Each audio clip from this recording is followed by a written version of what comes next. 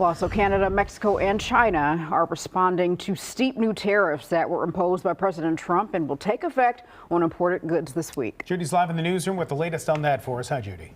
Good morning. In a forceful and swift response, Canada's Prime Minister retaliated. Justin Trudeau announced he'll impose tariffs of 25% on more than $100 billion worth of U.S. goods, including alcohol.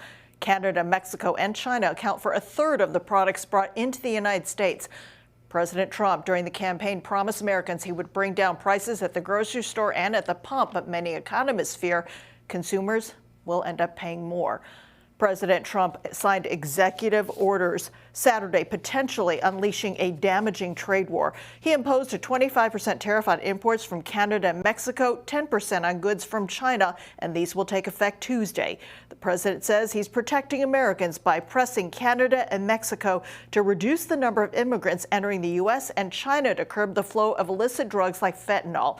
Consumers may end up paying the price. 60% of oil is imported from Canada, which could lead to higher gas prices, especially here in the Midwest. Mexico is where the U.S. gets most of its fruit and vegetables, which could lead to higher prices at the store. Mexico and Canada are where we import the most cars and auto parts, potentially raising costs at dealerships. In his speech to Canadians, Justin Trudeau told them it is time to choose Canada first.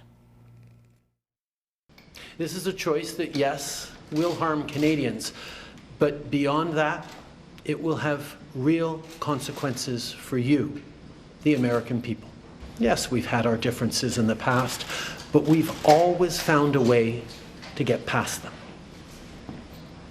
As I've said before, if President Trump wants to usher in a new golden age for the United States, the better path is to partner with Canada, not to punish us.